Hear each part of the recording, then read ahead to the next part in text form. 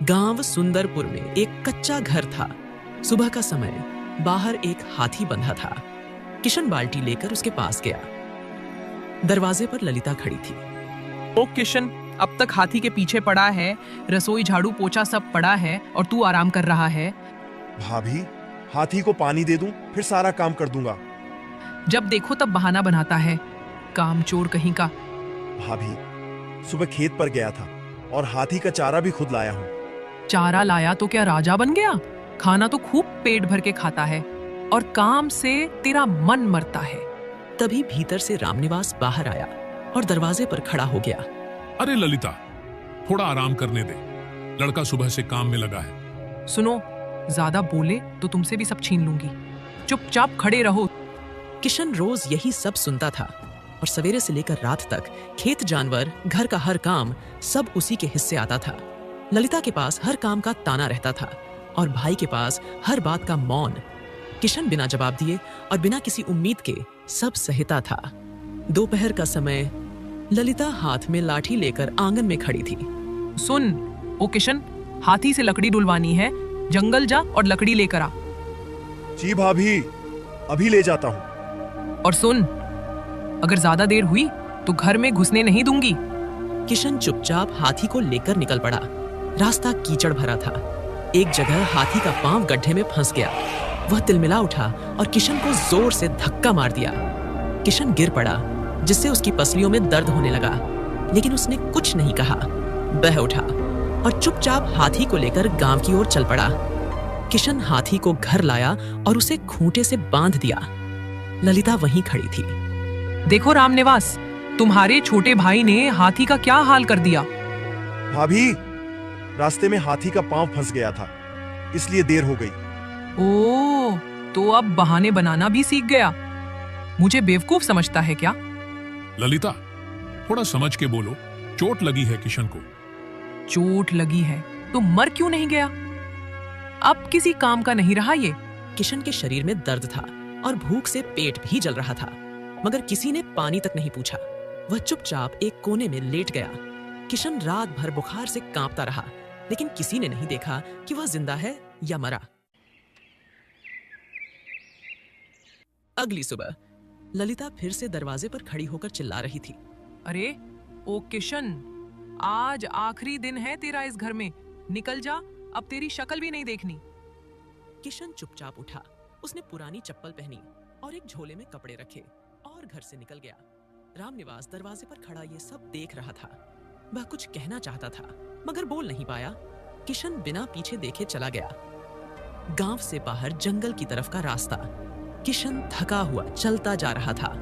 हाथ में झोला लटका था और माथे से पसीना बह रहा था। किशन गांव छोड़ चुका था। न पैरों में दम बचा था, न मन में कोई उम्मीद। उसका पेट भूख से जल रहा था और प्यास से गला भी सूख रहा था।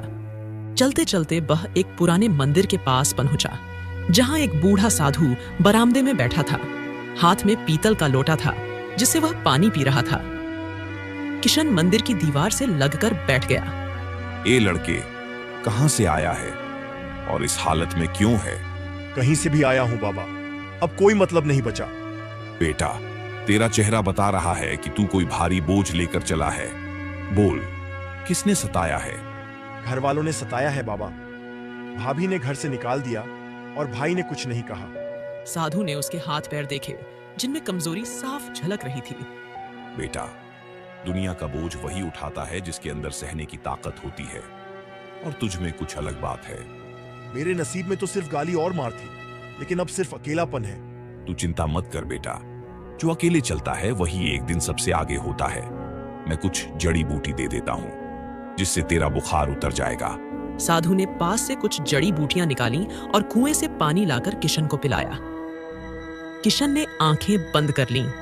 उसके शरीर को थोड़ी राहत मिली और मन में पहली बार एक अजीब सा चैन आया। अब लेट जा और एक बात कान खोल के सुन। ये जो दुख तुझे मिला है ना, यही तेरा रास्ता बनाएगा। रात हो चुकी थी। मंदिर के कोने में दिया जल रहा था। किशन वहीं चटाई पर लेटा था और साधु पास बैठा था। बेटा, कल सुबह होते ही आगे निकल जाना। तेरी किस्मत तुझसे मिलने को तैयार है। आखिर आप कौन हैं बाबा? जो मेरी इतनी चिंता कर रहे हैं। मैं वो हूं जो राह दिखाता हूं, लेकिन अब आगे तुझे खुद चलना होगा। अगली सुबह किशन मंदिर से निकलकर पगडंडी पर चल पड़ा। जंगल का रास्ता लंबा और वीरान था। शरीर थक चुका था, पर उसका चलना रुका नहीं। बाबा की बात उसके कानों में गूंज रही थी। लगता है अब और नहीं चला जाएगा। बाबा ने कहा था किस्मत आगे है, पर यह रास्ता तो खत्म ही नहीं होता। चलत चलते उसकी आंखें भारी हो गईं। माथा चकराया और वह सड़क के किनारे बेहोश होकर गिर पड़ा। जंगल के रास्ते से एक शाही काफिला गुजर रहा था। राजा के साथ घोड़े सैनिक और सबसे आगे राजा वीर सिंह खुद घोड़े पर सवार थे। वे शिकार से लौट रहे थे। किशन वहीं सड़क किनारे बेहोश पड़ा था। उसका चेहरा तप रहा था और सांसें धीमी हो चुकी थीं। तभी सबसे आगे चल रहे सैनिक ने उसे देखा और राजा से कहा, महाराज, रास्ते के किनारे कोई लड़का बेहोश पड़ा है। अच्छा, रुको, देखो कौन है। राजा घोड़े से उतरे और किशन के पास पहुंचे। उन्होंने किशन के चेहरे को गौर से देखा। इसकी हालत बहुत खराब है, कहीं इसकी जान न चली जाए। चलो, इसे महल ले चलो। जी महाराज। सैनिकों ने किशन उठाया और सीधा राजमहल की ओर रवाना हो गए। रास्ते भर किशन बेहोश रहा।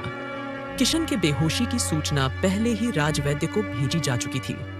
राजमहल के भीतर किशन एक पलंग पर लेटा था। पास ही वैद्य उसका इलाज कर रहे थे। राजा वहीं खड़े थे। चिंता की बात नहीं है महाराज, लड़का थोड़ा कमजोर है और भूखा भी बहुत रहा है, इसलिए बेहोश हो गया है। 1-2 दिन में ठीक हो जाएगा। ठीक है, जब होश आए तो मुझे खबर देना, मैं खुद मिलूंगा। उधर गांव में हाथी एक कोने में चुपचाप खड़ा था। न तो खा रहा था न पी रहा था। उसकी आंखों में उदासी साफ दिख रही थी। ललिता और रामनिवास कुछ दूरी पर खड़े चिंता और झुंझलाहट के साथ बात कर रहे थे। देख लिया ललिता, ये हाथी भी उसी किशन की तरह जिद्दी निकला। जब से वो गया है, इसने कुछ खाया पिया नहीं है। मैं तभी तो कहती थी कि ज्यादा सिर मत चढ़ाओ उस लड़के को।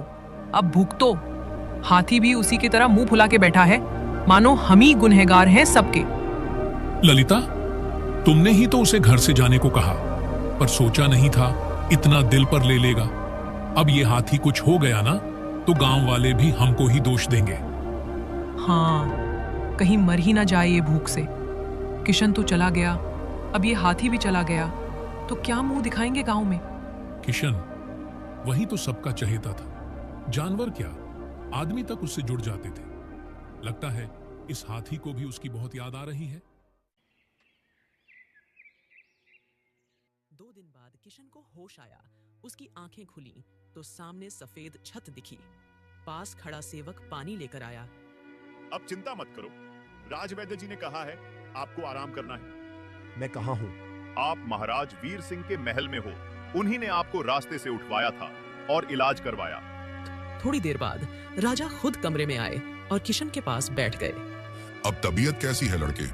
ठीक है, लेकिन आप कौन हैं? मैं इस राज्य का राजा हूँ वीर सिंह। तू कौन है और जंगल में यूं अकेला क्यों पड़ा था? मेरा नाम किशन है। मुझे मेरे घर से निकाल दिया गया है। क्यों निकाला गया? इसके बाद किशन राजा को सारी बात बता देता है। राजा किशन की बातें सुनकर चुप रह गए। उन्हें किशन की आंखों में कुछ सच्चाई नजर आई। ठीक है, जब तू ठीक हो जाएगा फिर सोचेंगे तुझे महल में क्या काम देना है। तब तक आराम कर। महल की दीवारों के बीच किशन का एक नया सफर शुरू हो चुका था। उसे नहीं पता था कि उसकी जिंदगी में एक ऐसा मोड़ आने वाला था जो उसके नाम को इतिहास बना देगा। राजमहल का एक लंबा बरामदा, जहां कई सेवक सफाई कर रहे थे। एक कोने में किशन बाल्टी और झाड़ू लिए खड़ा था।